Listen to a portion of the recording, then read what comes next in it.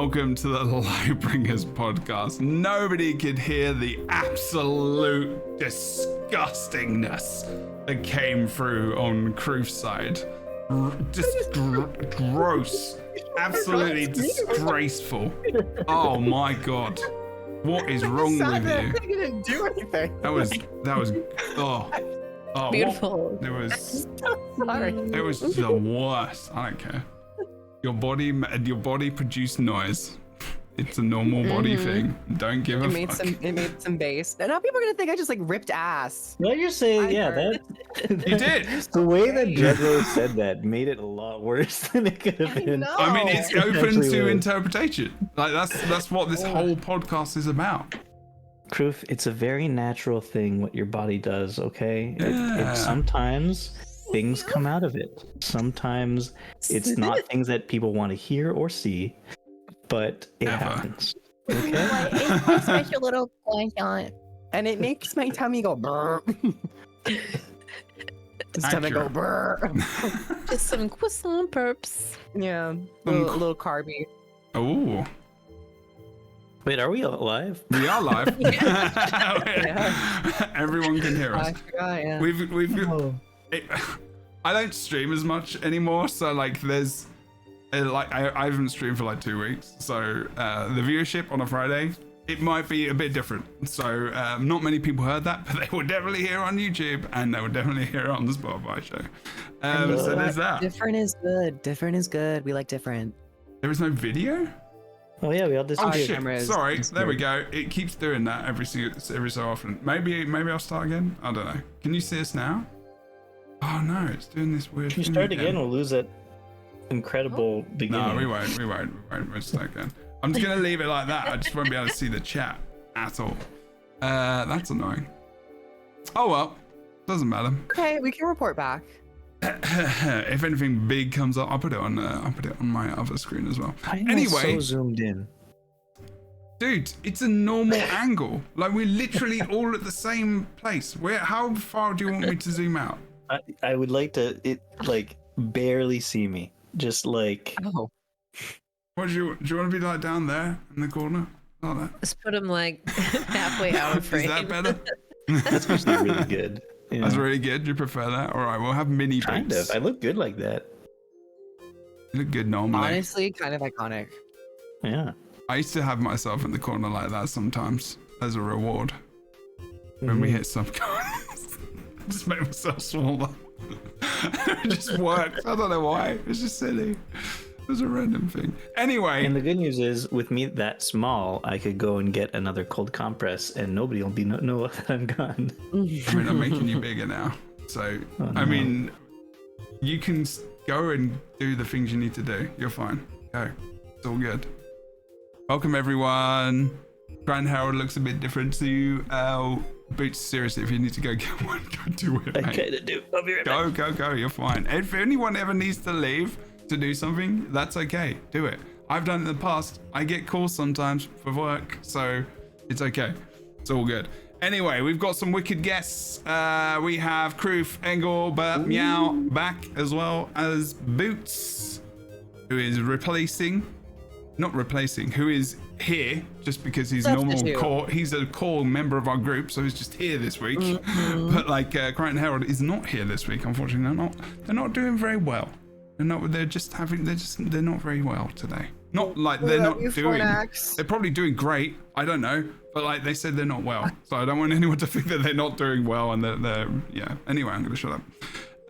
Engelbert, Meow, or Engel, as we call you. Hello. Can you tell us a little bit about what you do, where you do it? Just kind of let people know, just in case they haven't seen you before or know what you're doing. Okay, sure. Hi, I'm Engelbert Meow. I stream Guild Wars 2 on Twitch at twitch.tv/Engelbert Meow. I do a lot of gameplay, but I also do a series on my channel called Curse Cosplay, where I cosplay things from the Guild Wars 2 universe and have a lot of fun throwing that together for charity. Jebro's got my most recent Ice Brewed Choya creation. Very impressive. If I can see. So yeah, come check out some fun costumes if you're into that. And donate to Extra Life as well. $300 there. Just so it might be more now. I don't know, but that's awesome. Nice one. Yeah, thank you. Are you joining the ArenaNet team this year? I'm already a part of Super Team ArenaNet. Yep. Hey. I just started as well. Maybe we should get you on this year on the Lightbringers, which we normally do during Extra Life on the ArenaNet show. Maybe we should get you on that. If we're doing it this year, which I need to actually think about. And we all come in costume.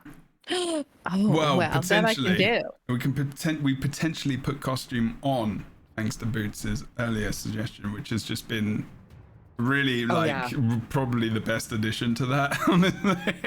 That's how we've raised money, I think.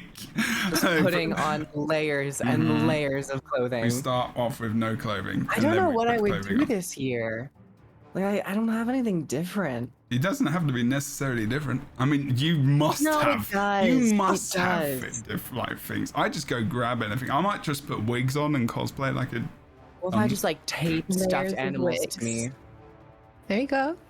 Yeah. Could do that. How many stuffed animals do you have? Stickers. You would be surprised, to say the least. You'd be very surprised. In skew? In Sprite? In skew? My asses are all weird today. We're gonna roll with it. Your two best stuffed animals. My two best? You want me to show them off only right two now? donations? Yeah. Hold on, let me get out the big guns. I thought you already had those out. Okay, We've also got to do the really podcast big, today. but it's not about the size. Okay.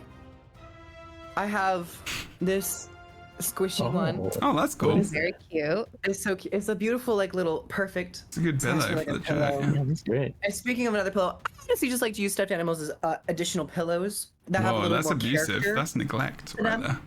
They like Gonna it. call They Peter on signed you? up for it. Is there a plushy Peter that we need to call or something? And then we have lovely cat. The cat. Oh, It's like a nice, good. Lovely solid- cat, the cat. I'll be in my bed and I use this as like a little booster and I put my laptop on it and just like type away.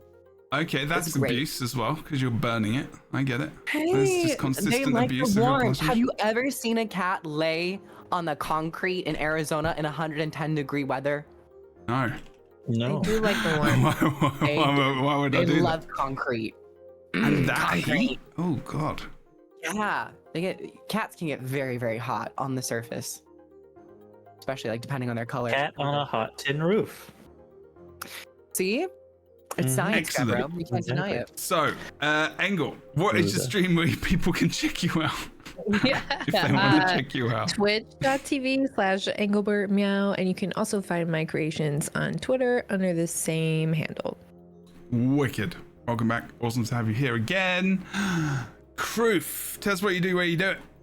Hi everyone, I'm Kroof. I stream here on Twitch during the weekends and Friday, depending if we have Lightbringers or not. Been playing a lot of World of Warcraft, Dragon Age. Re-downloaded Baldur's Gate 3. I finally beat them. You've been playing the old Dragon Ages, or you're doing a Dragon Age when it comes out, you mean?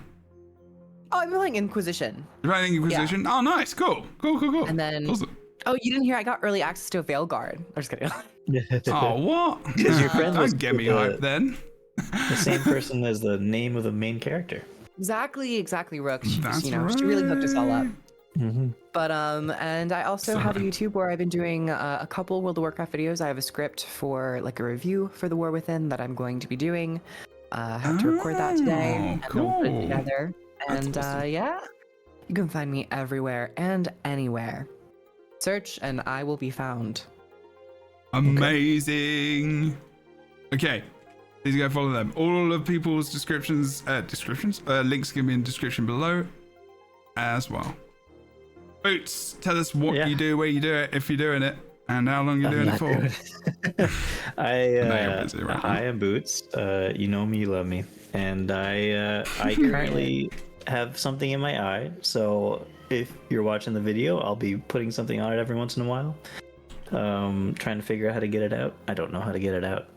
I just don't. Jebro says don't do anything. I say that's stupid. Have you like lifted your eyelid to see if it's like stuck up there? But then how do I look into my own eye when I don't have a mirror? Oh, I mean, you got a You phone? can look on this. You can really zoom into your face on the podcast, I guess. No, Take a Yeah, screenshot. we can increase That the sounds like a size of the terrible Yeah, camera. we could do that Also, we actually. didn't Let's even do that. No, we should not do Let's do that. that. Let's do that on Boots' face. No, Just one Okay. eye. Come on, Boots. Let's go. Oh god.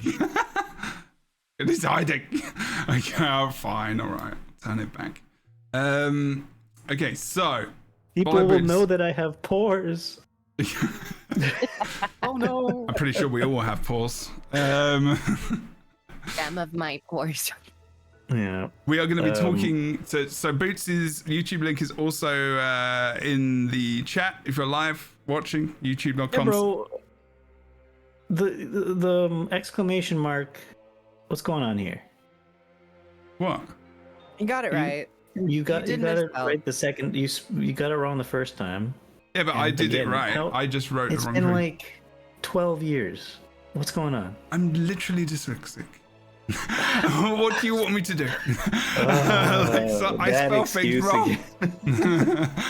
I do this thing all the time. I'm sorry. Oh man. I know. Fine, I fair do enough, remember that's most fair. of the time though. That was an excuse to be fair. You're right.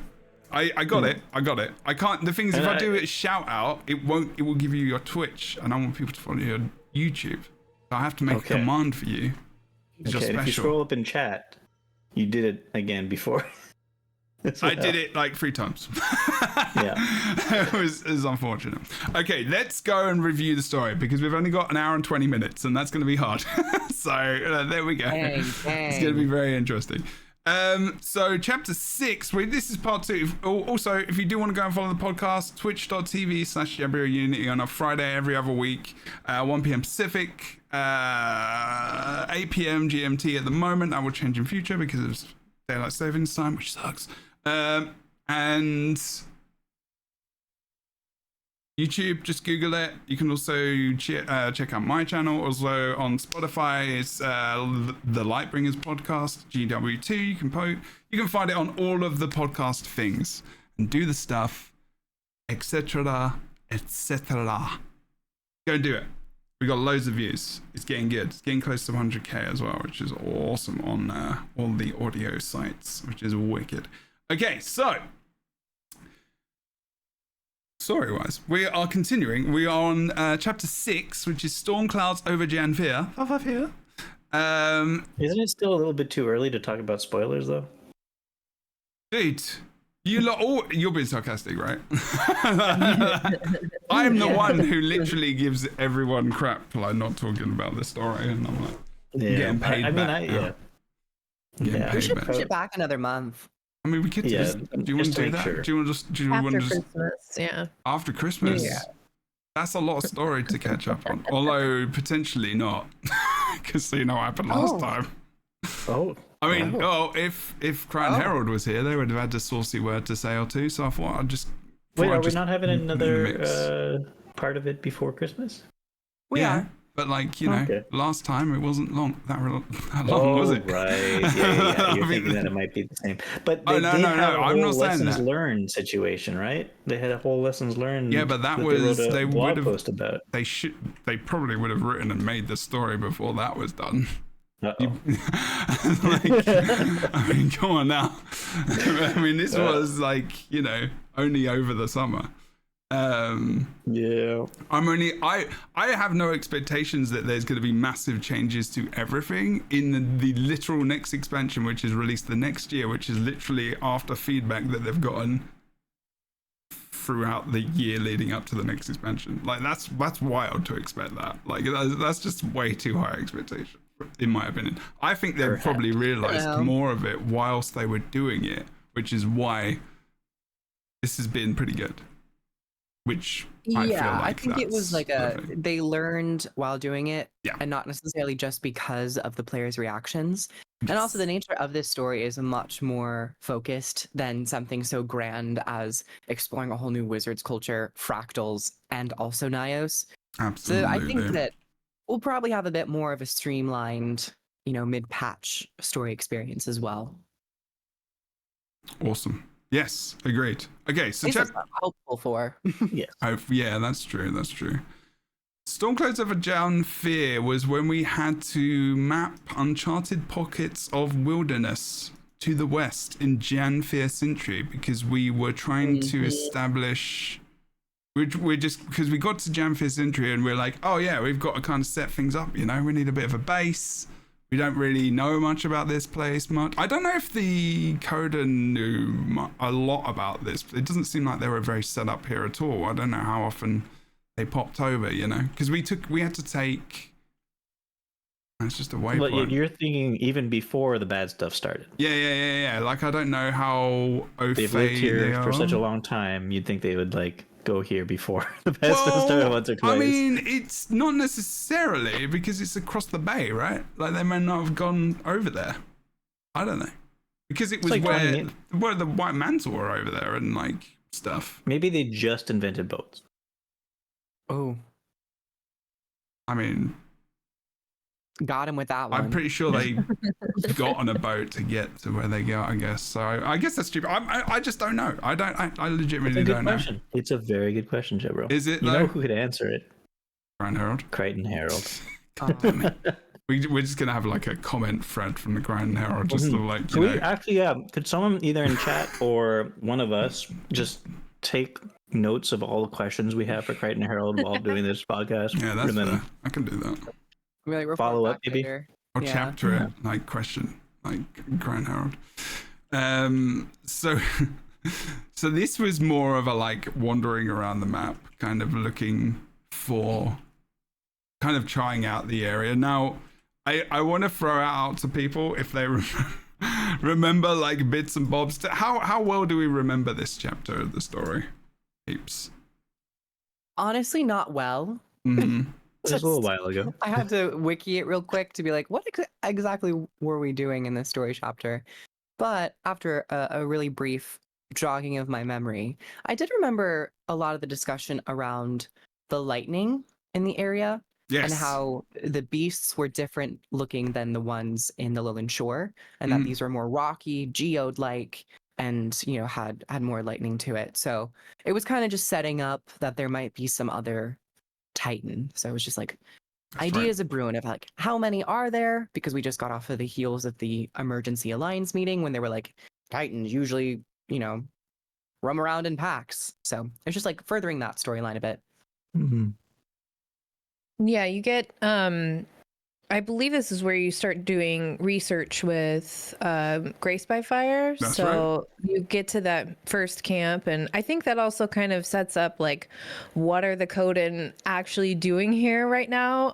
Because if you look at the map, I just loved that they had all of this White Mantle callback and lore. You could recognize all the ruins as being White Mantle, a lot of bloodstone. So I think this was probably just an abandoned, dangerous area, not somewhere you would want to hang out. But now they feel they need to go there. At least that's how I took it. They feel they need to go there to do more research on the Titans and Titan spawn that are moving into the area. Yeah. So you kind of go out and you start doing that and learning more about how it's affecting some of the wildlife and the lightning and things like that, and how that's changing the landscape. Perfect. But I guess that is a good question though. Are the enemies that you encounter in this area, are they mostly just Titan spawn?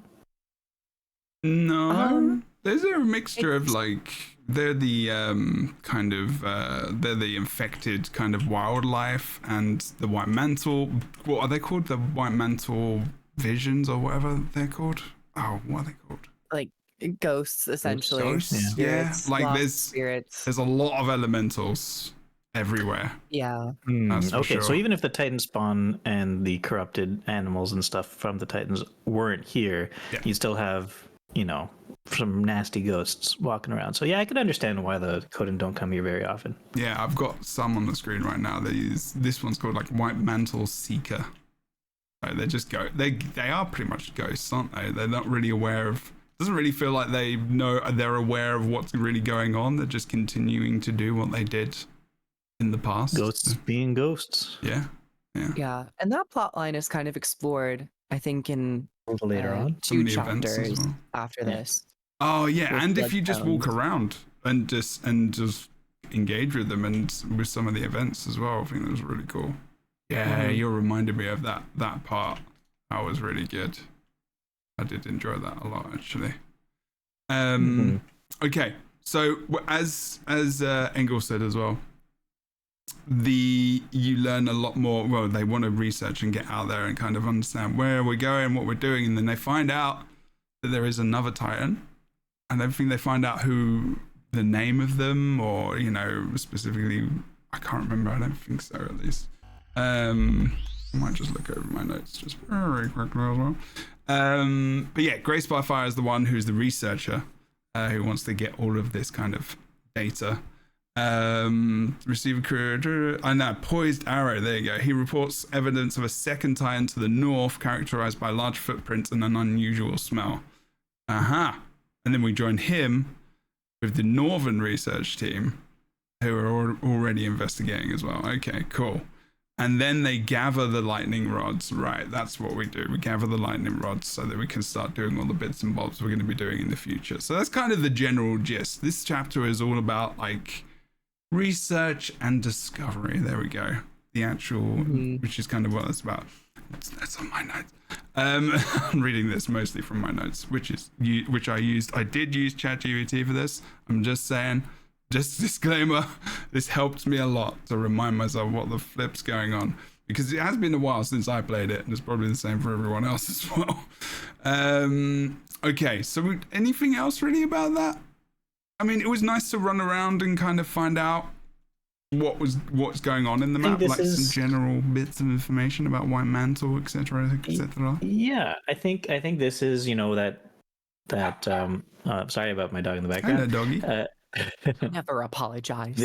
I think this is one of those, classic ArenaNet go explore the map story steps. I like this more though. At least it wasn't event. It's a way better way of doing it than just like go over here in this area and fill this bar. It's just Totally and then agree.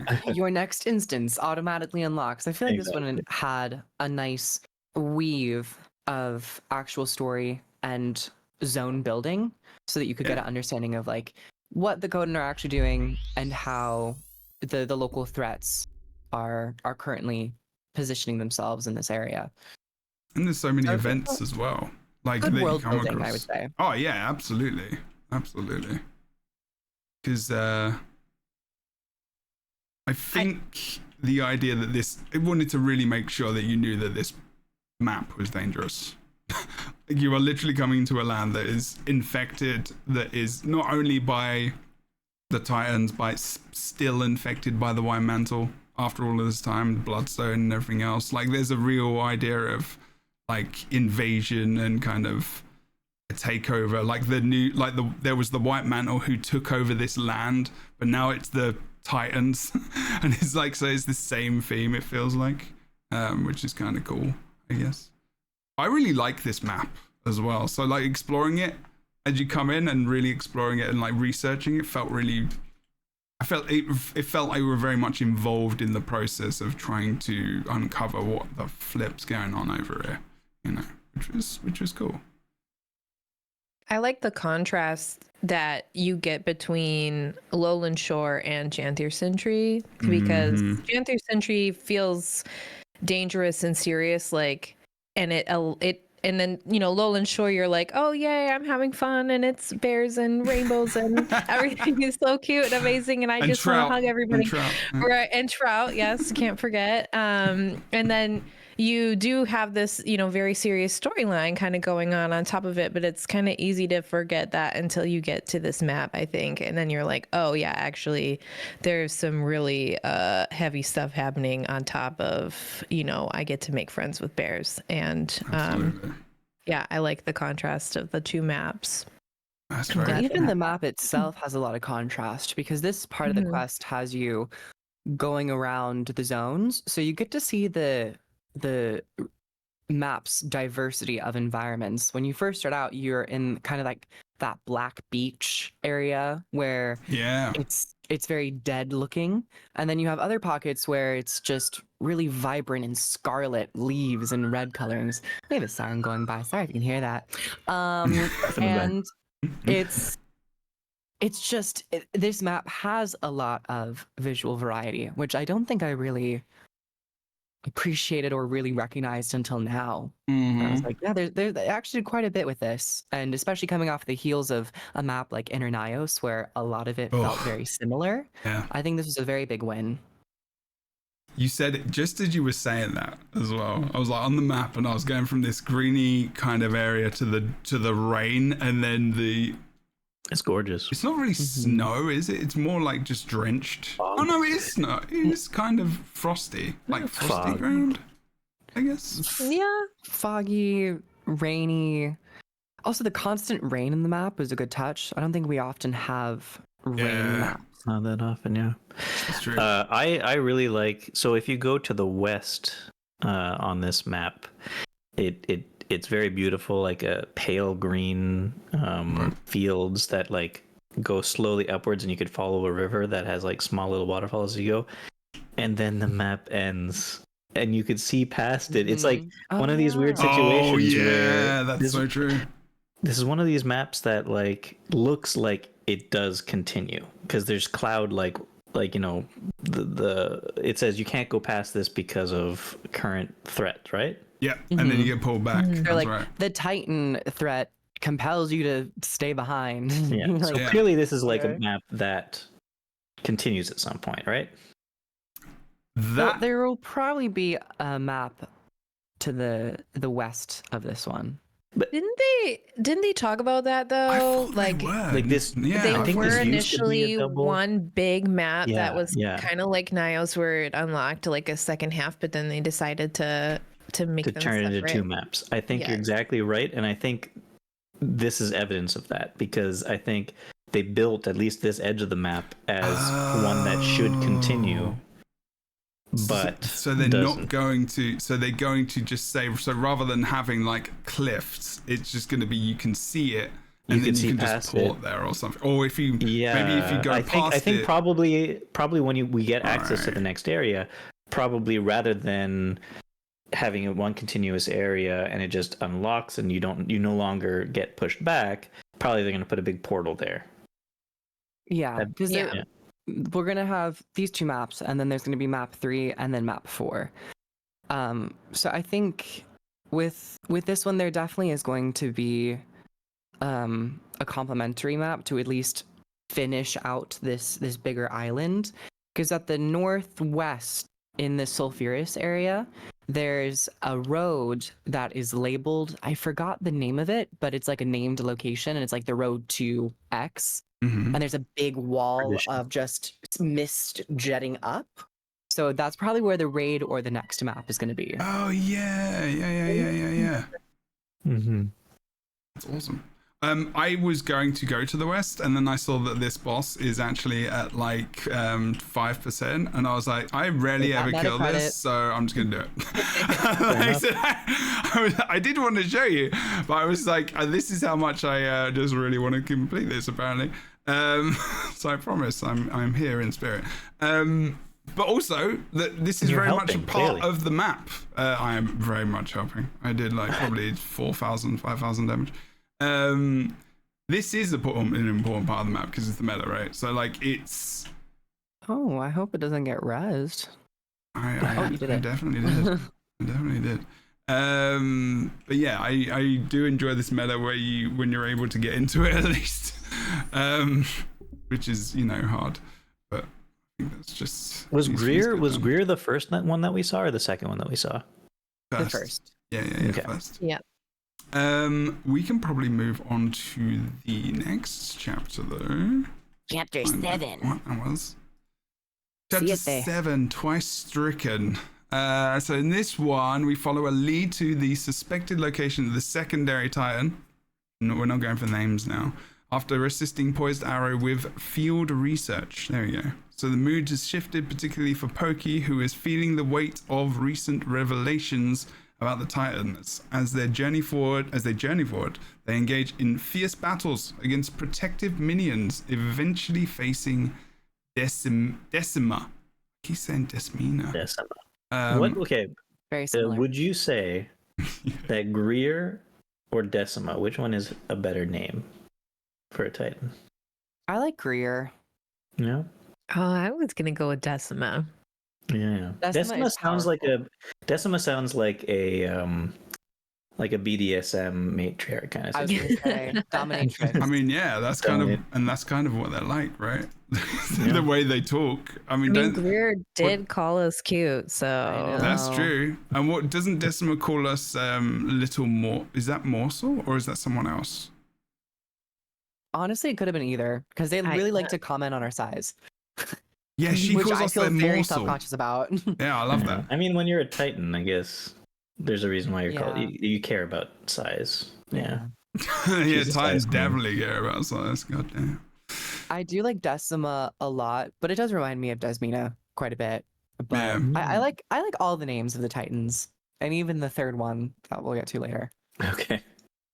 So do we see this? Is this where we actually fight them? Yes. I don't know if I can get to that part of the story very quickly. And she gets introduced in kind of an in-game cinematic, kind of like the camera gets suspended from yourself, and then it has a tracking with her, which I found really nice. Yeah. And I thought it was a good way of introducing her in a more cinematic way.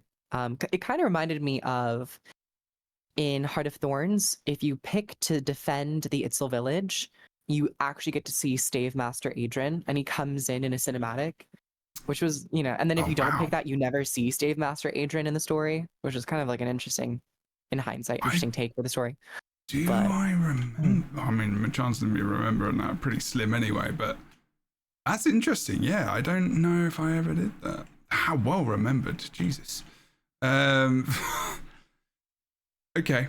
Oh, there we go. Oh, wow. Big brain. Yeah, this land is very, very dead. Oh, yeah, all the carcasses and stuff in the east as well is pretty cool. I do like that. Seeing all the big creatures. Because you also got the same creature we see in End of Dragons on the west coast in the water. What's it called? Yeah, the Leviathan event. Leviathan. Excellent. I like that they've repeated that as if because they exist in other places. This is important. I'm going to try and play through this a little bit so I'm reminded of what is actually going on. But I am going to read a little bit of this again just to remind us, unless anyone else wanted to talk about something that they enjoyed from this chapter specifically. I might just do this to jog our memories, maybe. Is this the fight? Yes. I liked the fight.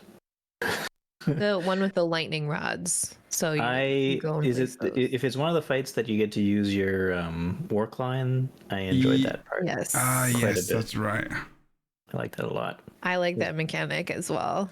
I thought it was really fun. I thought it was so smart to incorporate a mini race in a fight. My only wish was that it had changed. The course had actually changed in like the second phase. Yeah. It was such a minor thing that I was like, you know what? That's totally fine. We never really get to use mounts in combat situations. No. And I thought it was really clever to spice up, especially like a story mission. And it was unexpected. I remember when it was first going on, I was just blown away. It was like that's one simple change in what you expect Guild Wars 2 to do. I was just like, oh my god, it's really memorable. Yeah, I you know how much I like adventures, and it's like bringing adventures to the everyman, to the masses.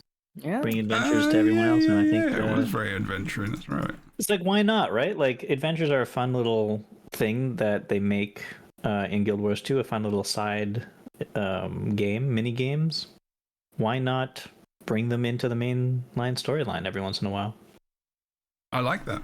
I think it's a good idea. Yeah. And also just it gives you a clear idea of like goals and where to go kind of thing as well. It's just a different way of adding an extra kind of layer to story. I think it's good. Yeah, I did enjoy the first time we did it. I think they could have. The second time? I was just over it really.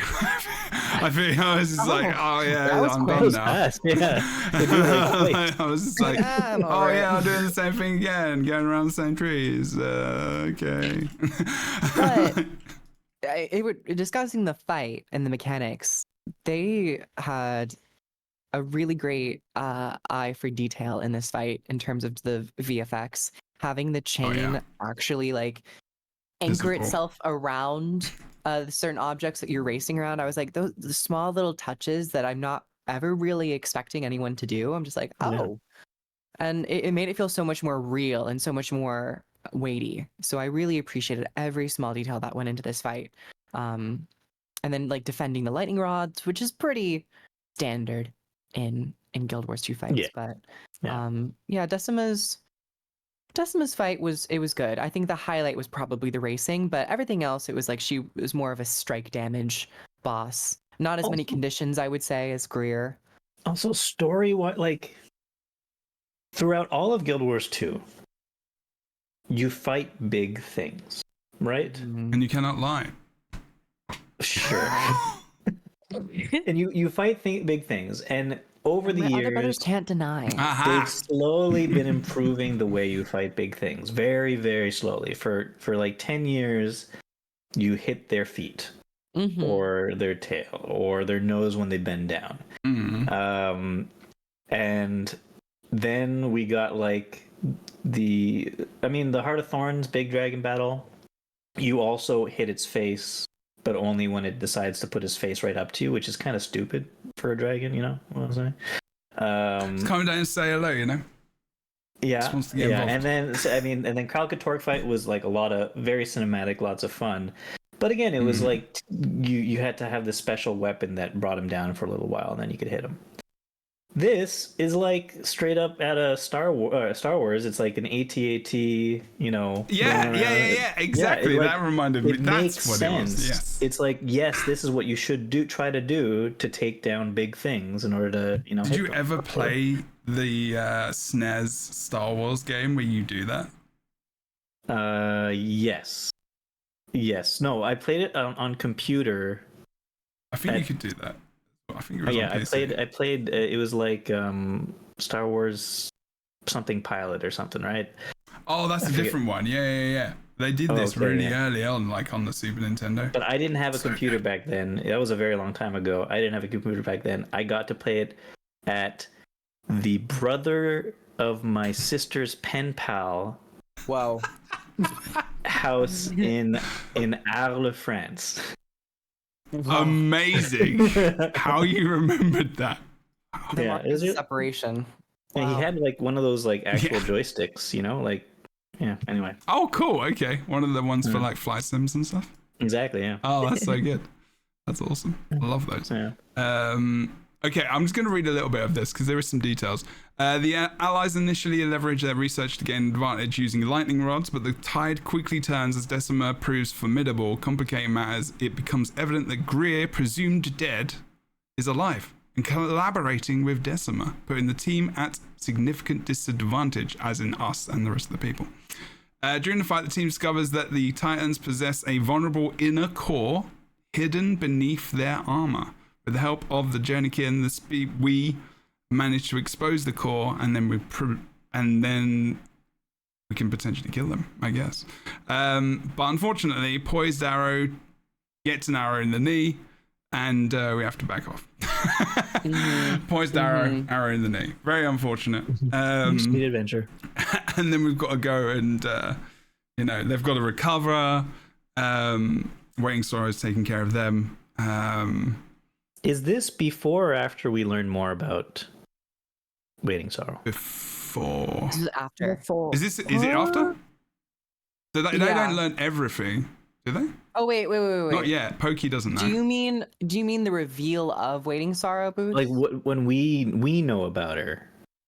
We do, but they're not everyone else. Not like Pokey, the ward. The old ward. Yeah, wait, does Pokey know? Yeah, because Pokey, Kaith, Malice, and the Commander No. when Waiting Sorrow. That's the next one. That's the next chapter. No, that's not. Isn't it? Waiting Sorrow heals Pokey, I thought, with magic. I can't remember. You know. With magic. I'll trust your. Yeah. You all know. Yeah. I Your have memory's that better. written down in my notes, but Okay, I good. could I be can't remember. wrong, I think so. I'm confusing you with something else.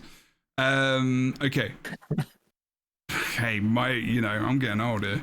As a the focus So is shifts. Waiting Sorrow's name something else currently?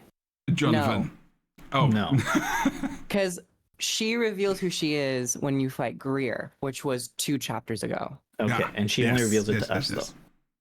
Kaith, Malice, and Pokey are there, but Pokey doesn't really understand what that all means. Okay. Okay. Like Pokey we do. doesn't know. Right, and then isn't Pokey mad about it? And then this is where they make Yeah. up because Waiting Sorrow heals Pokey because Pokey gets hurt during this fight, Mm-hmm. and they then kind of make up a little bit, and they're like, Yeah. Pokey's like, oh, not all magic is bad. right. Okay. Let's get read a little bit more of this. Back at the camp, Poiso Arrow begins to recover under Waiting Sorrow's care, and tensions ease between him and Pokey. As they regroup, the focus shifts to strategizing their next steps ChatGPT wrote against the that? Titans. Yeah, absolutely.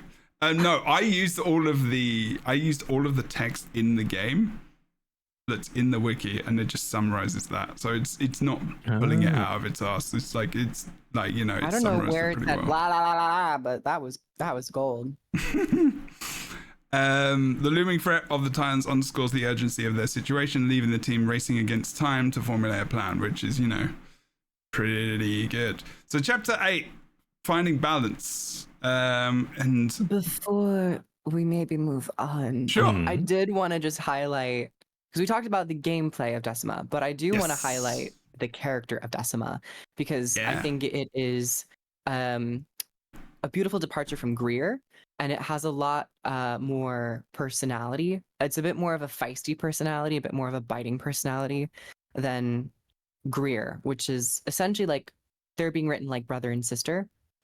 Kind of, yeah. And I think it's Is it written like the two, also actually technically brother and sister, the two, Sailor Moon? I don't know. I've heard of the Sailor Moons. Are they kind of like Sailor Moon? the two twin, Moon. like elf alien things? Where's Peachy when you need her? Yeah. And And then been on many times before. And then is the bigger Titan like Queen Beryl? Again, no idea. Alright. I don't know. This conversation, yes. Okay, good. We'll just agree. I think I will. But I love the way that they write Greer, and I love the way they write Decima. They are not the same. They're contrasting, homogenized. which is what you were talking like people were talking about the maps, right? So even those two characters are very contrasting against each other, even though they're the same being, like they're not the same. They've got very distinct personalities, like you said. And it makes for such a more dynamic story experience when you're fighting one category of enemy army.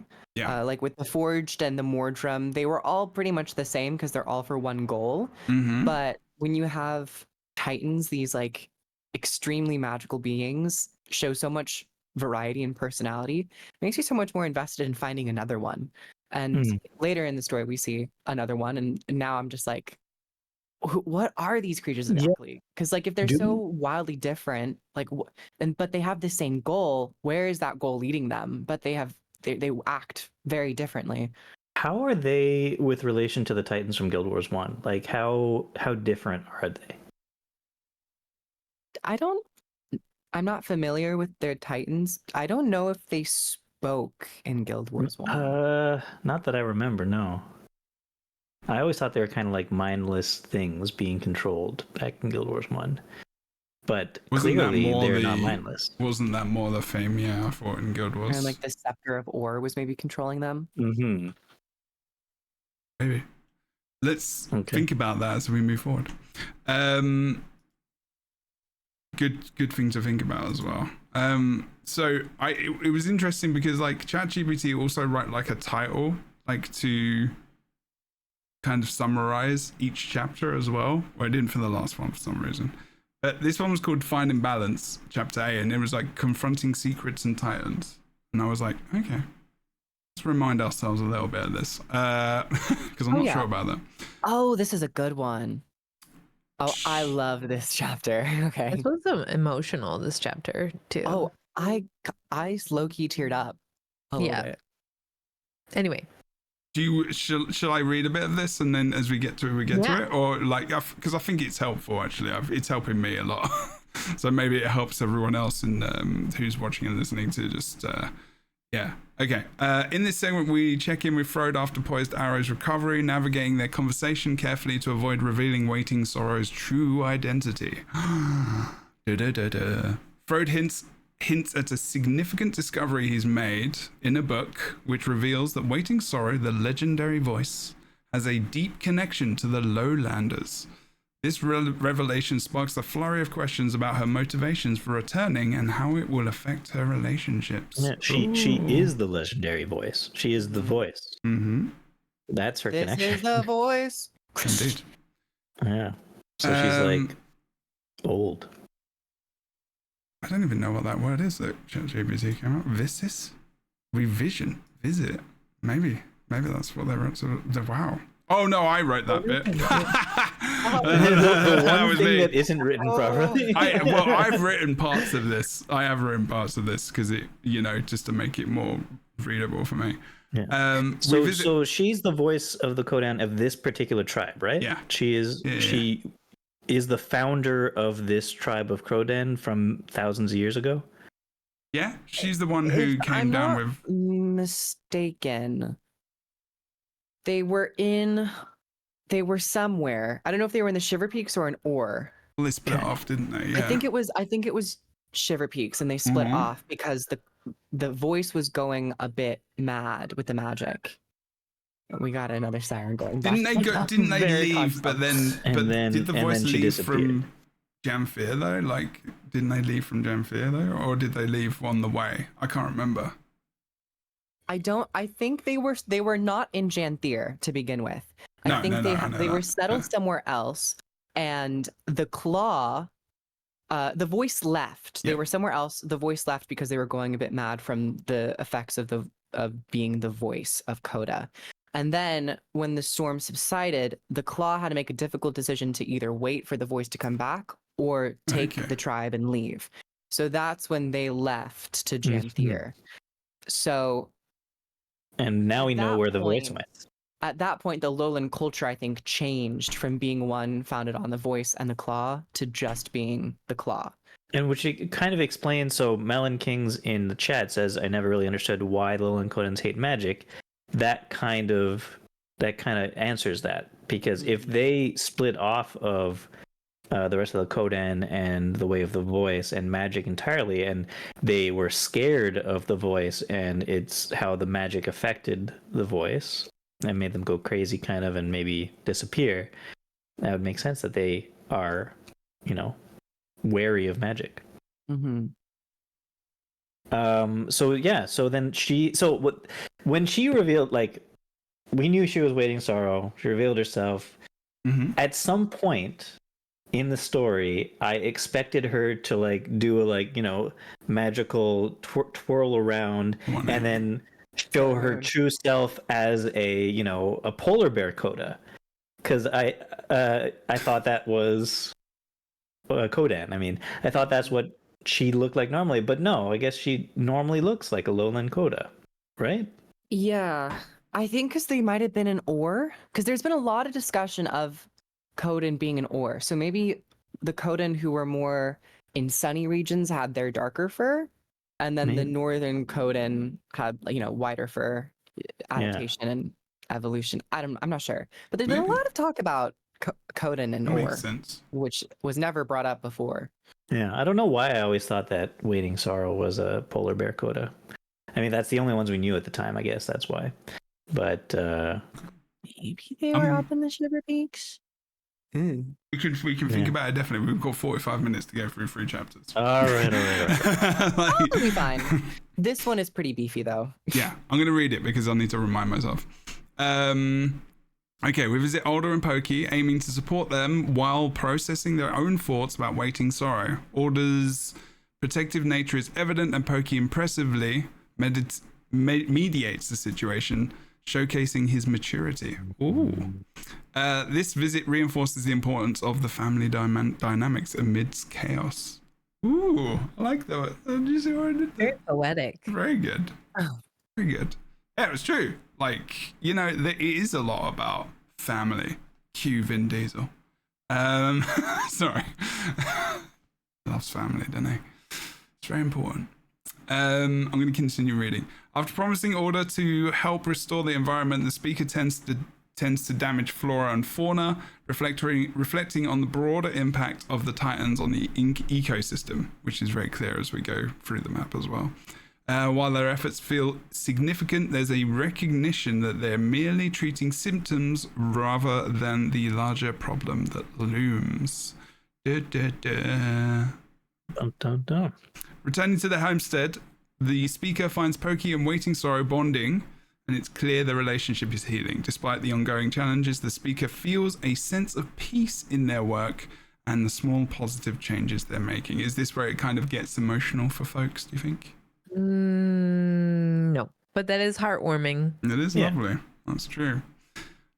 I will continue on. So this relationship was, I mean, they do highlight this quite a lot, right? Like, it's pretty. There's a lot of it. A lot of this is there's a very underlying theme throughout the whole story of wounds and healing, right? Like for everything. And I think it really helps that the speaker has a really slow, deep voice, and when they're talking about the loss that they've suffered over the years and how they're slowly healing from it, it really hits home when they talk slowly like this. Yeah. Really absorb every word. Yeah, I like it. At least they chose a very nice voice to listen to. Exactly. I could listen to a lot of the voice choices they've been making lately. I think even since Soto, when you got Peitha and just ear tingles. You can keep that up, ArenaNet, please. We're gonna make all our characters very ASMR adjacent. Yeah, it's good. Really, really good. Okay, yeah, sorry, I changed the title. Boots is in the title now. Okay, a call from Malice and Kaif brings new hope with a potential lead involving Bloodstone, prompting the speaker to head to the Astral Ward camp. There they meet with Waiting Sorrow, who suggests a clever plan, to neutralize the Titan's energy source using the Heart of the Obscure. Woo! Did you know that the Heart of the Obscure was made by Waiting Sorrow? We did. Whoa! I know. So we're she does everything. Finding out what the use is of it. You gotta be kidding me! It's wild. The team successfully neutralizes the Bloodstone, but faces explosive consequences, highlighting the need for coordination in future battles. The explosion also releases the ghosts of those sacrificed during the White Mantle's rule. Ooh, that is where it gets emotional. Right. Has anyone got any gameplay of this? It was going to take me way too long to get through to that. I wish I could, because it was very disturbing as well. Oh, it was good. And it's, this I think has been some of my most favorite Guild Wars 2 writing. Yes, I would potentially agree. Yeah. Was it Dead Children? I've been missing a little bit more of that. That's kind severity. That's the darker side of things, right? Like offering a haunting glimpse into the dark past of the area, because you know that the dark mantle, which is probably what the kid should have been called. You know that the White Mantle. You on the nose. Yeah, a little bit.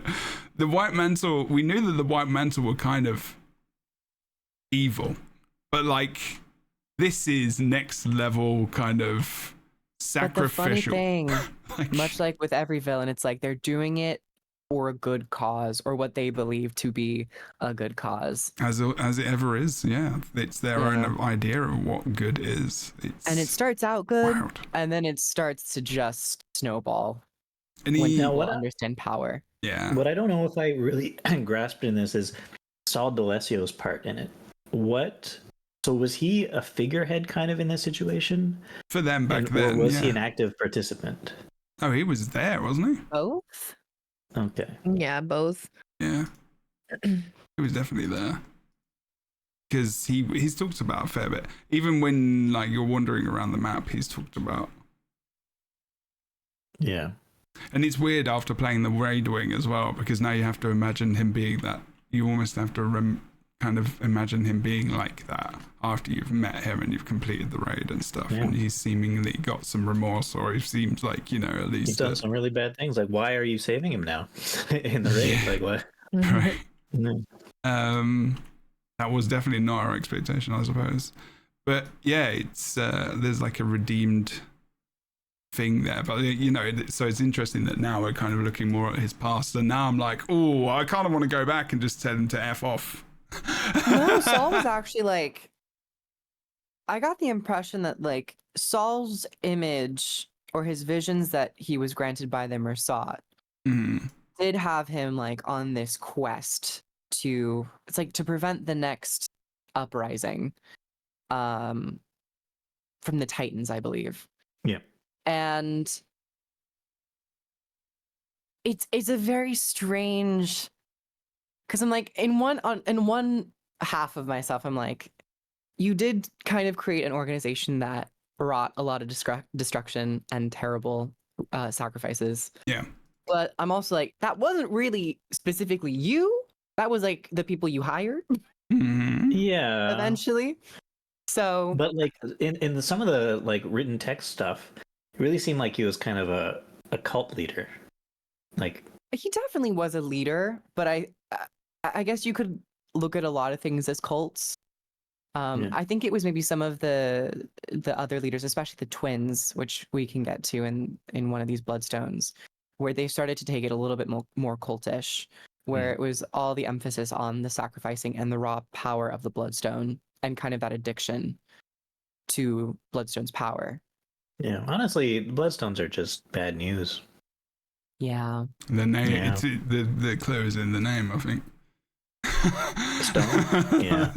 Stone. It's kind of interesting that they call them bloodstone, and then there's like, it's like getting blood from a stone and all these kind of things. It's funny.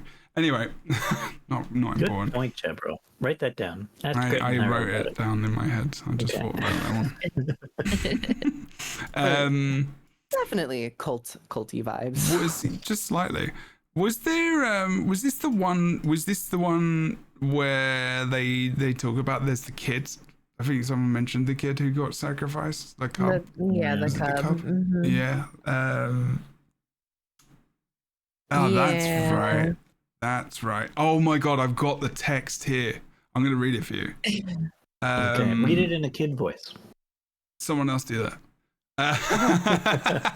But okay, so they're called Frightened Coden Cub, and they say, Paw, where am I? And then you say, it's all right, Cub, just wanted to ask you some things. And so he's just asking this cub like how they're doing. Like, there's you and Waiting Sorrow. And they say how they're out hunting and their dad was teaching them how to stalk prey. And then they got snuck up on and taken away to basically, and then like be knocked out and waking up on this sacrificial stone or whatever it was. I guess the bloodstone. I guess they put them on top. I don't remember that. And concrete table. Yeah, there you go. Marble, I should say. Excuse me. Marble. Fair. And they just describe the process because they don't know what it is. They've never witnessed this kind of thing, so they see these people in like long robes and clothing and stuff like that. And then they're like, they can't remember anymore from that moment on, and they ask if they can see their dad. Mm-hmm. And that was the bit that got me. Really, I think I remember that the voice actor for the player character. Mm-hmm. I think mine was the Norn in this case. I think they did a pretty good job. I think I remember the player character sounding tired when they're talking to the kid, like, oh no, oh of course this, Yeah. I think it's empathy. Well, I There. mean, yeah, but like, yeah. Yeah, there's a deep sense of empathy and grief and sadness for their situation, because you know what happened, and the thing they don't want to do is make this. They don't want to, bring up all of this trauma, the idea that their father isn't alive. So they just say, we think he's resting, and we think you should too.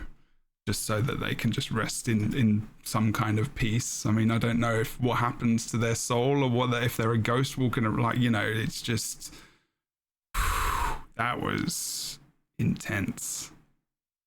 And there were other stories as well. Yeah, what were the other ones? Good. I'm glad they didn't shy away from it. There was one with a Char prisoner. Yeah. The char was good, and having Malice there definitely played well in that Sure. interaction, with Malice being a female char and the Flame Legion being extremely patriarchal and hating essentially female chars. And then in this new age where the Flame Legion has been, it was snuffed out, and then it's being rebuilt by Ephraim. Now having that dichotomy of Malice being able to stand up for herself and all of the char and be like, you're dead. Guess what? Yeah, exactly. You still failed. There was the Gavriel citizen one, who was a I think used to be a thief or something, or they used to be a criminal, and they went in to start this brand new life with their family, and then they end up getting flipping murdered and sacrificed. It's like, and that was a bit more like light-hearted in quotations, but still like. The idea that there's still a lot of tragedy and loss within all of these stories, but yeah, we're gonna shift you on because no. We're not gonna. I'm not to the next chapter, but like you can bring up something if you want. Absolutely, we've got very little time. The Mersat. Go then, go. The Mersat. I need to look up his name, but he was one of the. Was he the leader of the Mersat? He was an extremely important Mersat who really went into detail. Wait, he was one of the ghosts? The Bloodstone. Yes. I can't remember him. Oh my gosh. What I'm was his trying to find name? it. It's been a while since I played this too, but it Mercy. was Malice? Mercy Mersat. No, not Malice. Mm, Cosmos. No, that no, was the sister. Manikaz. That's not in the. Oh, there it is. Okay, I see. Yes. Got it. Okay. And I was watching WP, and he had mentioned something about like the leader of the Mersat either being Manikaz or having a similar name to Manikaz. Okay. But it was an interesting moment to get insight as to how a Mersat views Bloodstone, and essentially the scientific development of how Bloodstone work, and having to sacrifice, but not really feeling shame in that, and kind of championing it and being like, what, this was my creation, I knew what I was doing. Yeah. And Blood Phenom is what he would called. People refer to him as. It definitely Blood Phenom. yeah, like it definitely shows you why. Oh, what's his name? Man. the Manikaz. No, the guy who died, the nice guy. Oh, Saul. No, the Mersat, our friend. Oh, Maban, my boy.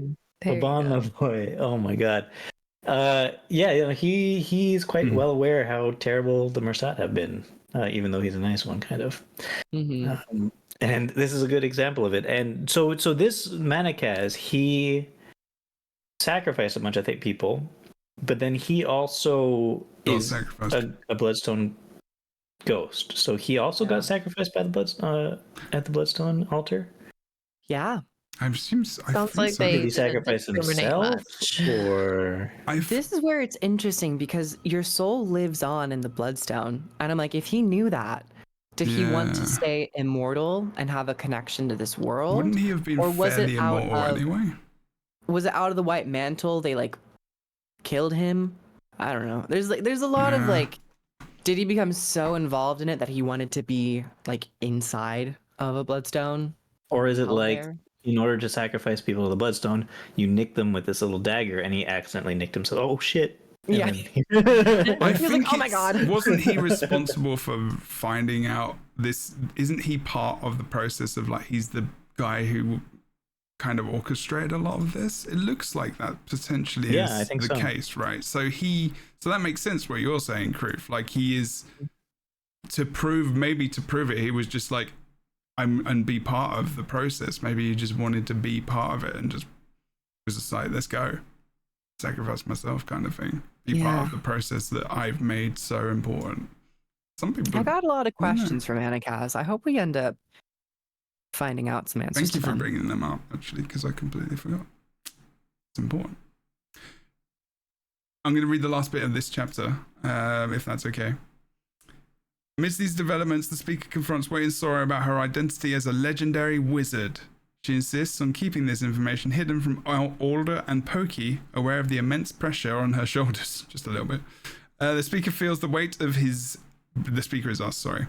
We feel the weight of this secret and understand the urgency for Waiting Sorrow to come forward very soon. It's very important. Acknowledging the complexities of their situation. There's lots of secrets still. By the way, the way Manakaz, sorry to go back to Manakaz, the way Manakaz talks about sacrifices, he calls it like a science, basically, that he was doing. Should a scientist be afraid of its creations or whatever? Science makes it a reality. So it really brought back the idea of the Mersat being somewhat related to the Asura for me. Oh, the anagram. Yeah, right? The anagram, but also like the 3 toes, 3 fingers, the like, just they are a scientific people back in the day as well. And scientific or insurrectionists? I mean, I'm not insurrectionist. Or like, sorry, I was thinking about a religion in America. Where were you, January 6th? I was thinking about that. Sorry, it really brought up some stuff. Yeah, I think cultists they're definitely related somehow. I think like the Asura are like the mole people of the Merced or something. They're like they're much better than them. Yeah, they're like the dwarves of the Merced. I can do. Okay. I mean, that's not too bad. That's an interesting way of looking at it. Yeah.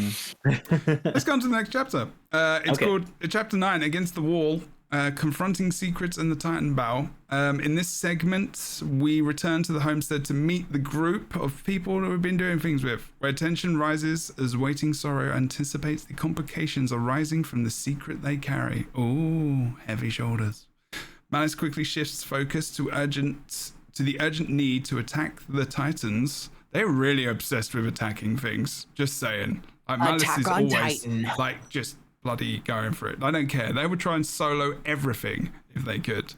Where are we? Sorry, Malice quickly shifts the focus to urgent. She's really Ash Legion. She's like very like let me go head on, which is a little uncharacteristic for what you would expect. So there's a theory in psychoanalysis called the death wish, which is all about why, but not literally, or not just literally, but also about wanting to get into trouble and risks and stuff and taking risks and the reason why. And it's normally about a low level of not self-care, but not confidence. Worth? Oh, kind of. Self-worth. Yeah, that's the word. You got it. So there is the feeling of that for me with that character. Every time I'm like, wow, they really don't give a shit if they live or die right now. Like literally. But also how I don't know if I got that. affects. Oh, yeah, absolutely. Don't you remember the first fight with the first Titan, Greer? She was just like, let's go. Let's keep going. Like, didn't care about anyone else. I don't think it has anything to do with like low self-worth for Malice. I think it's just... I'd have to explain it to you a little bit more than I did, probably. But normally, self-worth ties... I know that it's about the Chara as well. I think it's a deep historical understanding of what the Titans did to the Char, how they affected the Char. So I think it's probably pulling more from, which is why they have a Char in the storyline. I think it's more about like trying to bring to light the severity of how the Char look at the Titans. But I don't think Malice was maybe the best character for that. You couldn't really have Ephraim. Well, maybe you could have, because like it would have been a more deep cut, but also Ephraim would have been able to answer a lot of questions about the Titans being from the Flame Legion. Sure, yeah, that would have been interesting. True. Would Ephraim just like it's a bit of like a mixed bag. Start worshiping them right away? The reason why I think that as well is because, and it's just, you know, it's just my brain, it's my therapist brain going off on one. It was the idea of the whole theme of the story of healing and what like it's like to have people that you can rely on. So the low self-worth comes from like clues that I would garner from clients, right? So this is the way I'd take in content, I suppose. So it's an idea of like, and for sure the cultural background, that's probably one of the most important pieces for sure. But there is like a sense of not, and I know Char do run in pretty far, like, but most of the time you do see them working with other people. Like they work as a war band, like they're a war band, right? Like that's literally their culture. So I was just like, so I'm wondering if through all of this story, there's a part where Malice is going to start to rely on people more and has more self-worth, which comes from having close companions in the story as part of the whole overall idea of healing, which is what I kind of thought could be a thing. But, you know, not potentially not. It's just kind of how I read into it. I think you're completely right, though, Grief, as well, you know. I just like that. It does make me wonder why they had an Imperator, because she is someone who is at the top, who does work with people quite often, I imagine. She's not like some Ash spy. She's like someone who is like well established in this. There are many leaders, many leaders in the world that should be working with the people that are work next to them, but are very, very much not. And one of them was the prime minister, was the president of this country for 4 years. So it's definitely like positioning. Yes, that's the one. As Alder enters confusion, wait, did I go past something? No, yes, I did. Okay, Miles quickly shifts focus, urgent need to destroy the Titans, blah, blah, blah. However, the mood changes when Stoic Order arrives, prompting waiting Sorrow to prepare for an unavoidable confrontation about her identity.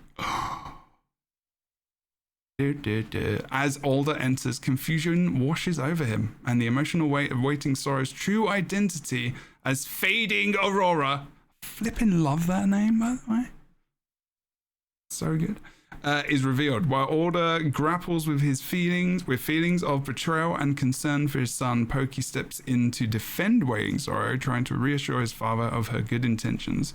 Despite the emotional turmoil, Alder recognizes the needs to focus on the impending battle against the Titans and offers to join Pokey in the fight to protect their people. So what I want to know... Oh, God. So I could see it's like, yeah, she was hiding something from them. Yes, clearly. Mm-hmm. But was it that big of a... Like, it just a different name? Like, the fact that she uses... Yeah, I mean, I guess so. It's... Yeah, she really is. That is a big deal. Abandoned them. Yeah. Well, not them, because they probably weren't born yet. Yeah, but she did. Like, she's like a god to them, basically, isn't she? Yeah, like, yeah. Really? I mean, like, it's like, you know, it's like the gods abandoning flipping and they did. Surely, like a saint. Yeah, exactly. So imagine, and we know how people feel about that. So yeah. So she abandoned them. But it's not like... Again, this is the same theme of like healing and stuff. It's huge. Cormier was not apologetic when she was talking to us about... But the thing is, my thought is that there's the voice and the claw, and this is the way their tribes work forever, isn't it? Yeah. Like, so if suddenly one leaves, like, who are they as a people? Because they're not... It just wouldn't rock like everything in their entire. They survived and they did but this must have been like thousands of years ago, right? Sure. So these particular Copan, these particular Kodan have no ties to the voice. Yeah. No, but they would know. They don't have about any it. feelings. Sorry, Engel. Let's hear from you. You go. You need to Well, get here more. it's funny that you're talking about this being like a bigger picture, like, just the fact that she's the voice. But I viewed it more as like a personal friendship betrayal. Like, Yeah, we true. had this relationship. But why is it a betrayal? Like, I understand. I mean, on paper, I understand it's a secret that she kept that she shouldn't have kept, and she's known them for so long, and so it is. Like it's strange that you're telling me this now. I'm upset that you kept this from me from so long. But it's like it's not a bad thing. It's not a. I don't know, because like they sort of had like a thing, didn't they? Like it was kind of like a maybe a little like flirtiness, or he was thinking about opening his heart and to this person for the first time, especially after losing his wife, or his first wife and Poki's mom, and then you finally trusting somebody again, and it turns out they're actually this person who is not who they say they were, and that's how I took it. More like, I think you're right. It's just I'm like I'm trying to stick up for Waiting Sorrow here, because like she's had a rough life, I don't think anyone's like trying to make them out to be a bad guy or anything. I know, and of course, it's not a huge deal, because yes, they're immediately like, oh, I got to think about this a bit, but then obviously they're over it pretty quickly. Yeah, I think Alder though has a right to be like, hey, like we were kind of getting close, and you couldn't have told that to me, like at any point in time. Like, you could have used that magic in the bedroom. I think it's just like Waiting Sorrow is stuck between a rock and a hard place, because when she was mad with the magic of the voice of Coda, it was Isgarin who saved her. And so while she was recuperating and adjusting to her newfound magic, which Isgarin kind of ascended her, I believe, and she had a huge amount of power.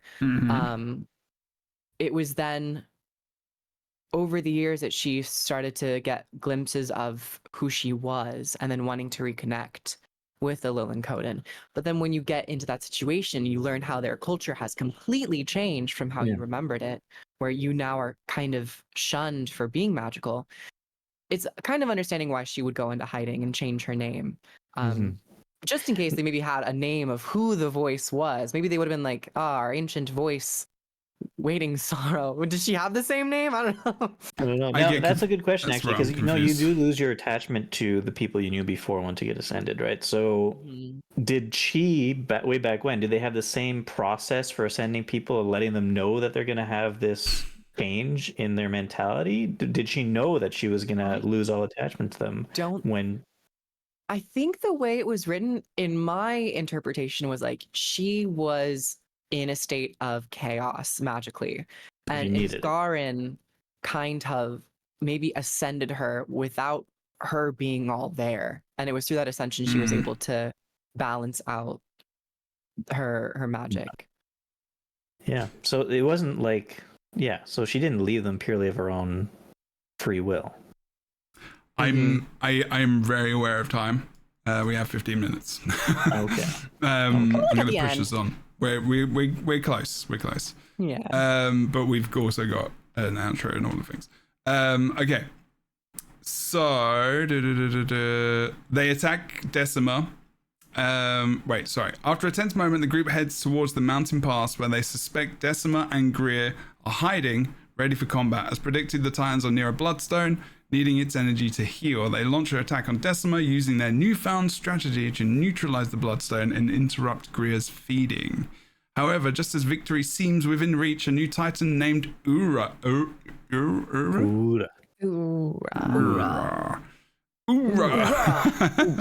appears, rallying Greer and Decima to retreat, despite the urge to pursue Waiting Sorrow and Stoic Order. Advise caution, prompting the speaker to make the difficult decision to regroup rather than chase after the fleeing. The speaker is us as the person, the player character. Which is a shame because I had my sky scale at that point, and like even though they had the wall up, the big jet wall thing, I was above that thing, but it just wouldn't let me go after them. I was kind of it was a good. This is where I think the story should have ended. Like completely? Didn't it? No, we still got another chapter. Oh, like the regroup afterwards? There's a regroup and then there's the whole waiting sorrow thing, and I'm like, that could have been a better like the opening. Yeah, like that could have been a good opening. Black. Well, that could have been just like there's this big thing that happens, and I know what crew. Go on, crew. If you guys say what you guys. I think you guys say. I know. I just think if it ended at this moment, it would have felt bad. It would have been like, really. It would have been like, it would have been like a. It's weird. It's almost like the climax, though.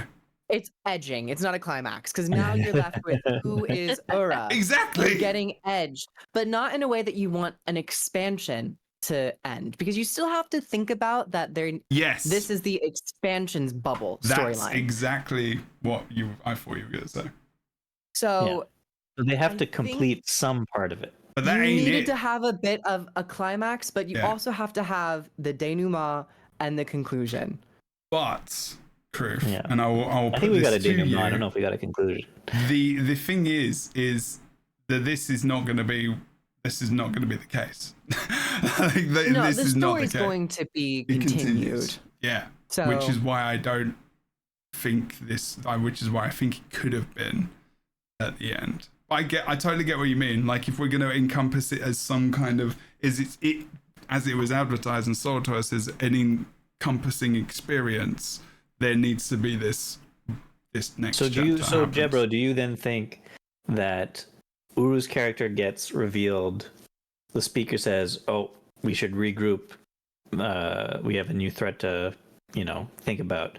And then it like cuts to black and it says to be continued. Well, they could have been a cinematic revealing like a finger or something. I don't know, like the eyes of it or something, and then just outro song, and then it could have just been pretty hype. But like an anime outro song. Yeah, like and like flashes of light beams and shit. Next time. Chris right. Chris dead right. Like that's the way that they've sold it, and that's the way Africa can't do it. So they weren't gonna go. They weren't gonna be a thing.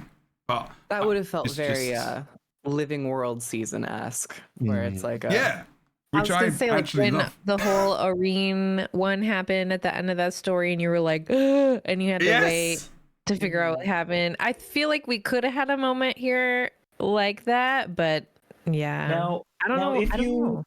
If you want to analyze this storyline as though this is an expansion and it has to have a complete storyline in itself, what is the complete storyline of this story? Is it? I don't know. It's. I guess it's. There's no resolution. The only resolution. It's waiting, sorrow, revealing yourself, and finding acceptance. I guess that's fair. I wouldn't say. I guess the entire expansion storyline has been about, in terms of a motif, reconnection. And but what is the story? Not a motif. What is the storyline? The story of reconnection via waiting sorrow, via the lowland Coden, because they were a Coden that no one had really spoken with in a while. Reconnecting with lost enemies, the Titans. So in terms of a motif, there would be reconnection, but I don't think that the story now, especially having Secrets of the Obscure and this one, this isn't really a hard stop. It's more of a soft pause, because they now need to explain who Ura is, and also they did leave off on a bit of a cliffhanger with Isgarin saying like, "Oh, waiting sorrow, you're here. You might be the reason all of this is happening." And she's like, "No, I'm not, but I have an idea of what is," and that's where we're left off. It's you, bitch. He sees that to his guy. Like, it's actually you, Mama. How dare you? Mama. Amazing. Okay, I'm just going to read chapter 10 as we go into this, but anything else anyone else wants to say? Did you want to say something here, Engel, as well? I'm not sure if there's something you wanted to add. No. Let's Let's move on. Chapter 10. So sorrow in these halls. After a challenging battle, the mood at Harvest Den is grim despite our survival. Kaif has updated the alliance and tensions are palpable, especially with Pokey on edge. Every single time that name comes up, I just smile and I'm like, I don't know if I can be sad now. Also, Pokey on edge is kind of funny.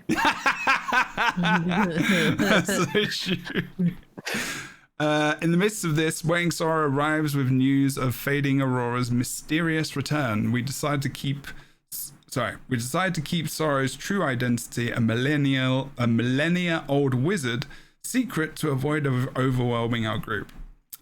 Sorrow requests my company, characters, to the wizard's tower, saying she can no longer hide from Miss Garen. Once there, she reveals that she cast the tower's defenses herself. Before we enter the war room, she expresses gratitude for keeping her past hidden, though she knows she will need to share it eventually. Inside, we find Anise, Isgaran, and Dagda in discussion. Wait a second. That just reminded me. This is why I like reading So she the things. revealed that she wasn't fading Aurora to the dad, but she still hasn't revealed to anybody, to the dad, that she's the voice of Coda. Yeah. That hasn't been revealed to anybody yet, except for our suspicions of it. Is Garen Well, we know. the commander and No, her? of course. No. Exactly. So that big reveal to the dad isn't even yet the big reveal. It's like, Yeah, they're never gonna get married. it's literally just, They're hey, No, this is wedding, I'll this is not my cry. name. My name is this. That's the only reveal that's happened so far. And already he feels betrayed that that's not her real Yeah. name. That's the only thing that's been revealed. She'd be like, Woody, I'm the voice of Coda. I'm so sorry that I did not tell you. Widowy. Woody gonna hit the Gwitty at the Loden Shore? There is no future Engelbert cursed cosplay of Coda marriage sitting on top of their heads on the plans, unfortunately. Look, so all I could say sad. is if that guy can't handle her at her Name Sorrow's reveal. name reveal, then she can't handle whatever. You get it. Yeah. Sure. You can't handle me at my voice. Can't handle the truth. Period. Oh, I don't know. Okay, let me go for it. After okay, where are we? She expresses gratitude. Okay, inside we find Anise, Isgaran, and Dagda in discussion. When Sorrow enters, Isgaran's anger turns towards me, the character, for bringing her back, but Dagda calms the situation. As Sorrow questions Isgaran about Meban's fate, her cryptic comments suggest deeper issues, prompting Isgaran to dismiss us from the room. And this is where we're like, cheeky. Mom and Dad are talking. What's going on? Mhm. Yeah, let's go. Let's Mommy and leave. Daddy are gonna have a discussion. With missing wizards reappearing and Mabon's memory in question, we're left to contemplate the implications of all of these What's events. that line mean, by the way? Mabon's memory in question. I'm not sure about that one. Of like where he is. I don't know. What happened? Of what happened was yeah, like I think they're questioning his, like what he's telling us basically. What did he tell us? That's Like about the that we're past, like we questioning. don't know all of the reasons why. We're like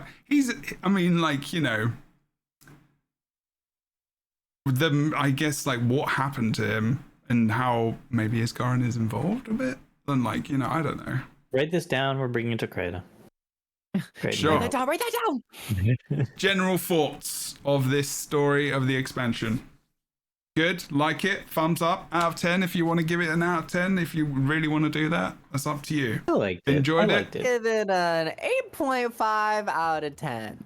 8.5 from Kroof. 8.5 out of 10. Sweet.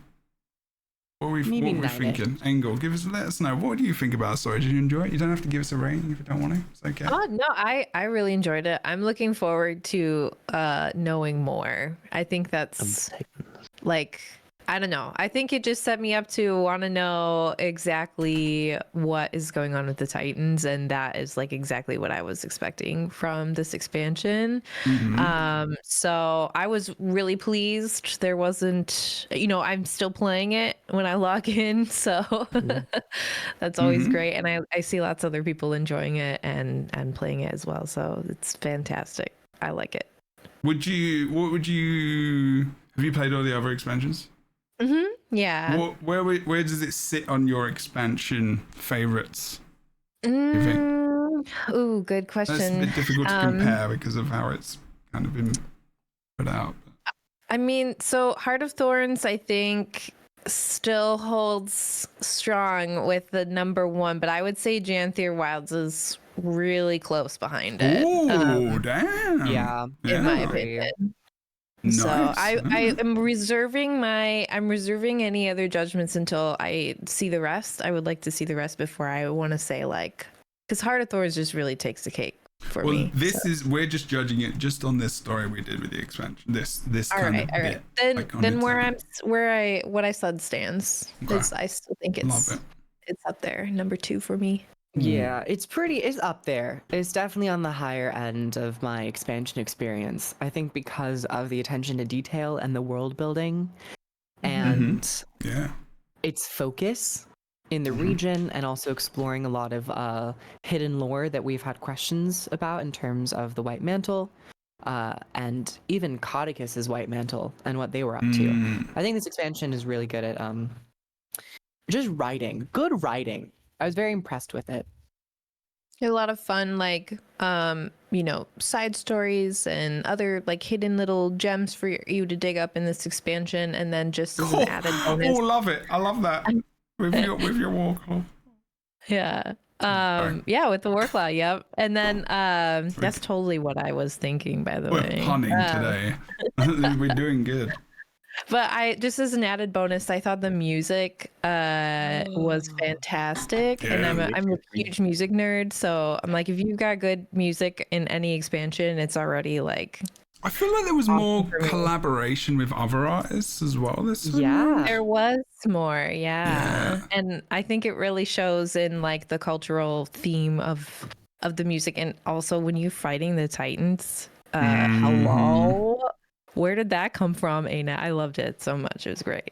No, I loved the vocalization and the chants and the music. And I found that only because we have the closest comparison with Secrets of the Obscure, this soundtrack made so much more of an impression on me than Secrets of the Obscure did. I think. Oh, yeah, that's a good point. I don't really remember Secrets of the Obscure. Yeah, I cannot pinpoint. I went back and I re-listened to Secrets of the Obscure soundtrack, and I can't differentiate a lot of those pieces. There's a lot of sweeping kind of like droning kind of. Yeah. There's a lot of space. I like it. I do love tones. it. I do really enjoy that soundtrack, by the way. But I totally get what you mean. I remember it. There's a lot more kind of. I really enjoyed End of Dragon soundtrack a lot. Yeah. EOD had a great variety of instruments, composition, also just like for the regions of EOD, like Echovold versus Dragon's End versus Seitang. It's just all really immersive. It just makes it like that much more of an experience when you can come in and like just feel where you are based on the music you're listening to. Like, did you tell McLean at the party? I did, but I was kind of fangirling, I'm not gonna lie, so I got really nervous. I was like, can you sign my thing? Yeah, and then I was like, I like your music. I'm glad. He's such a down-to-earth dude. He's a good people. If we're talking only story, per, like which expansions, where would I put it? It would be somewhere in the middle for me, I think. I liked it a lot, but I still think like if you're talking about only story-wise, I think End of Dragons is up there for me. Path of Fire up there for me. Living World Season 4 and 3, I think. So we're talking about this expansion. Where does it rate with those? Just under those 4. Okay. All right. Fair. So that's still like putting it in a high. Pack. Yeah, still putting it kind of up there. Yeah. Okay. Well, no, yeah, more middle. I mean, that's saying something too, considering how much less of it there is than the other ones. Yeah, like it's I liked it better than the Heart of Thorn story, even though Heart of Thorn story was larger.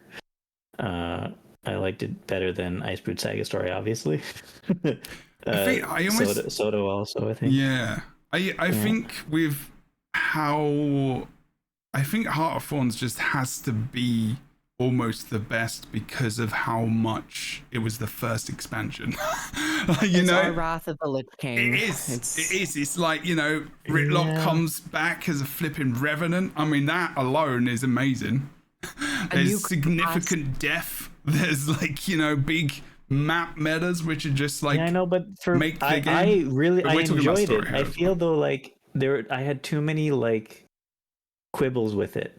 I agree. That marred. It started to kind of dwindle a bit in the later half of the expansion. Yeah, it was a hard. There were parts of it where I was like, yeah, this is going on a bit. I like the Heart of Thorns as an expansion a lot. It's high up there for expansion wise. Yeah, but I think there were too many little things about the story that I was like, yeah. Yeah, and a lot of dropped plot lines, which is always sad to see.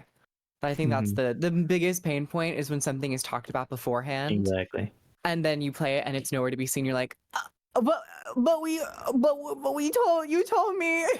Okay. This is why. So I'm gonna tell you my thoughts. So I'll give you my kind of mini rating. This is why I really enjoyed this story and this expansion so far. Like we were just talking about story. The fact that you aren't bombarded with a ton of different races, a ton of different main characters, a ton of different side characters, a ton of just so much stuff to deal with and to think about and to worry about and to think about when's this person coming back? I want to know what's going on with this person. What's happening here? It felt like they told, or at least gave us, they built up characters.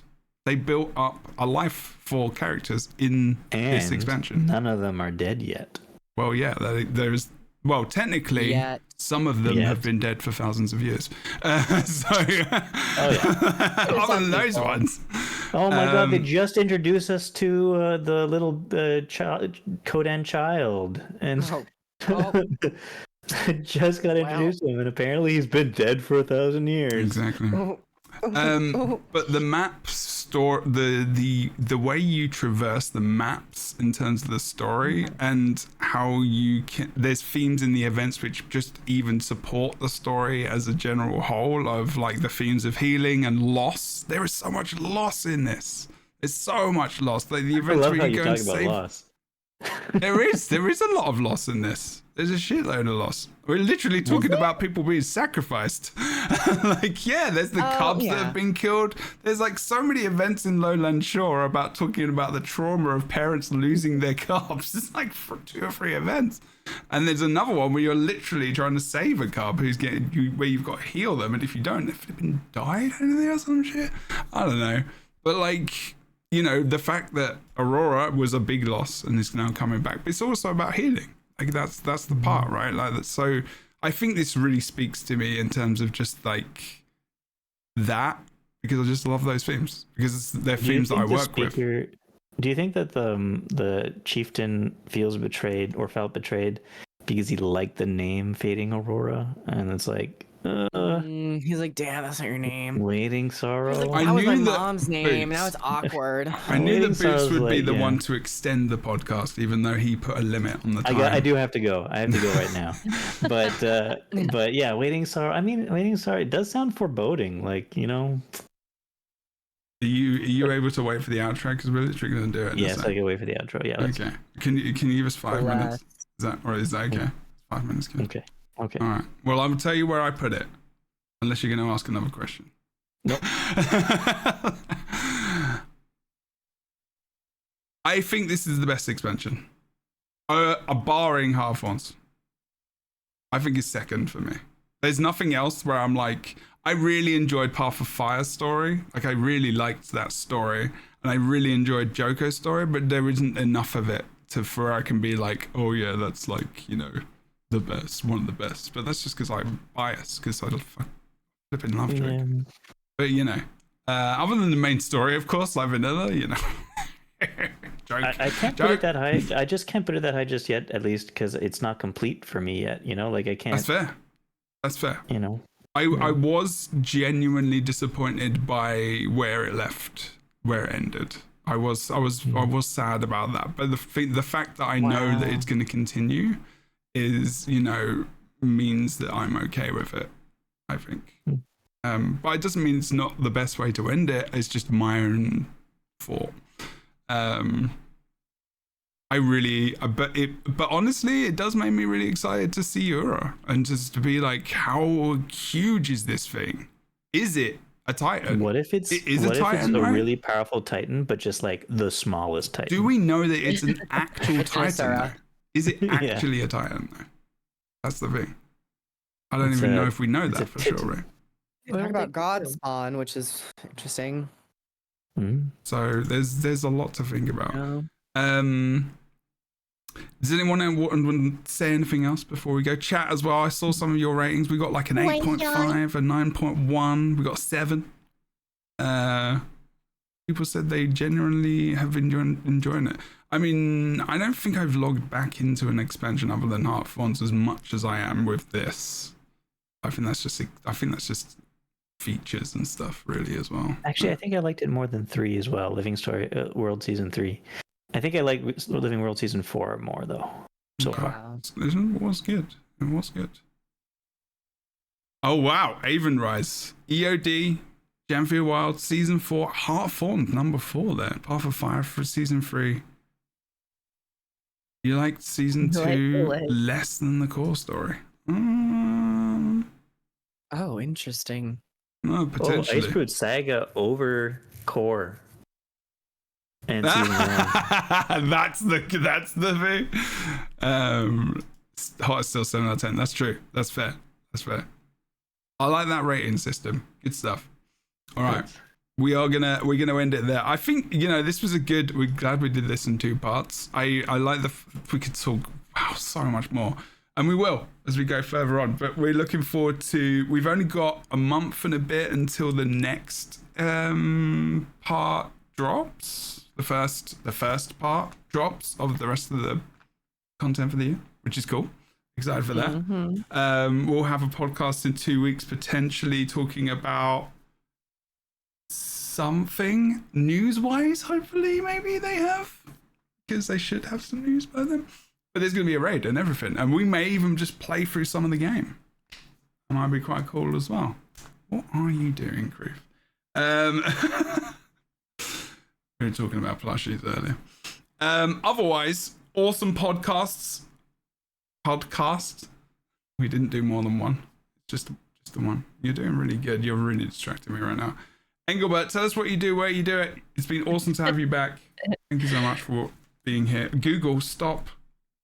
Thanks for having me. It was a lot of fun. I stream over on my channel on Twitch, twitch.tv/EngilbertMeow. I'm a Guild Wars 2 streamer and indie horror game right now player, which has been very fun. And then I also do a series called Curse Cosplays on my channel, where I dress up like people, places, and things in Guild Wars 2 as like a fun creative outlet for charity. So come check it out on either Twitch or X/Twitter. I don't like calling it X. This is Twitter. It sounds like some kind of porn website. Like, I don't know. I'm not on there for that. Oh no, sorry. Yeah, that was not my intention. Yeah. Like my grandma looks at my setup and thinks I'm a cam girl. Yes, exactly. Yeah. There's nothing wrong with that, people. Okay, there's nothing wrong with that. Like you earn your money. I mean, there's something wrong with it if I do it. There's a lot of things wrong with that. What? No. So much. Please go and check out their channel. There's going to be in the description. You'll find their Twitch channel and all the things that you need to check out. Awesome to have you back. We will definitely have you back in future for it's been a pleasure. I love it. Boots, let us know all the things with you. Yeah, Boots. You can find me World of Vendors on YouTube. I'm gonna get back to doing some videos soon enough. I just have some things to take care of in real life first. Kroof and I are gonna do a hot tub stream coming up pretty soon. Yes. Anytime. And if y'all are ever in California, I got a hot tub in the apartment. You know, you can do a little setup. Are you serious? That's what we're Yeah. In the apartment complex or in your apartment? No, in my 500 square foot apartment. Oh, okay. I was going to be really jealous then. Like, Lord, I would get in a point if it took up half the apartment. I wouldn't even care. I would not care. I would be in it all the time. Anyway, I don't get the point of a hot tub in California. When it's cold, and by cold I mean 65 degrees. Unbelievable. And to us, that's cold, okay, That guys? is cold. It's called environmental relativism. yeah, exactly. Yeah. Probably. Boots Surprised in is Midwest. on youtube.com/World of Enders. Go and check him out. Check him all the bits and bobs out. Also his adventure series, which is really, really cool. And he will be doing some stuff in future. That's right. You can check out this podcast on twitch.tv/JebroUni every 2 weeks. It is What about the... Yeah. Like just Wait, skip a shoot. glass You do not do last. crew. I was talking I'll go about... last. It's because I was talking about you and the plushes, and I thought because you talked, you'd had your turn. Yeah. Proof. already advertised their cam girlness, so Proof. And a hot tub. Tell us what you do, what you do. I've literally got your command. I've got your command ready to go in the chat as well. So I actually, like, you know, I failed. Go, crew, Hi guys, I'm please. Proof. I stream here on Twitch on the weekends, Fridays, Saturdays, and Sundays, doing a lot of RPG stuff, Dragon Age, WoW, Guild Wars 2 will pop in there. I just downloaded Baldur's Gate 3 last night, so we might be Is this playing a the little first bit of time that. you're playing it? No, I've been playing it for like since it launched. I just Okay. haven't finished it yet. I'm in chapter that's 1 fair. still, Act 1 or whatever it is. No. I'm now in Act 3. So Act 3 is where it gets difficult to progress. Like, yeah, Hey, I heard hey, it's a lot. Boots, hey. it's Hey. Spoilers, I just heard it's a lot. no, it sprawls out in Act Yeah. 3, and it's like there's Excellent. too Good. many things to do. Good. And so You it's can like, talk about that afterwards. Griff, tell us what you want, Yeah. what you do. What But you do. head on over to the Twitch at Kroof _ head on over to the YouTube at Kroof, head on over to my X site. Hopefully they could see the video. If they didn't see You the might have to cheeky- pay. There might be a paywall. cheeky look on your face. If you do want to see this It's on, me eating a croissant. if you do want to see this on video, you can go and check out youtube.com/JebroUni. The podcast is there. You can also watch the VOD on Spotify. And you can also listen to it on Spotify and a ton of other services, iTunes, Google Play Music, I don't think they call it that anymore, or youtube.com/JebroUni for the Lightbringers. There's a whole playlist with all of the episodes. We've got over 100 by now.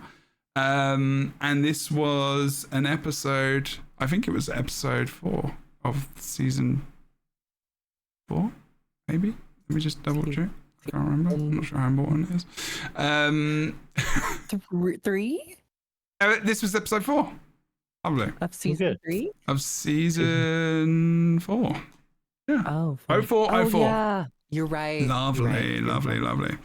Like, comment, subscribe. Massively appreciate it. Please go and do that with all these folks as well. And we will see you next time. I'm going to play some music, hopefully. okay. Yay! And the screens are gone. Everything's gone. Thanks so much for watching. Take care. We'll see you next time. Lightbringers podcast, 2 weeks time. Check out the VOD. Listen to the thing. Share with your mates. Bye-bye. Bye, everybody. Bye, everyone. Come on up.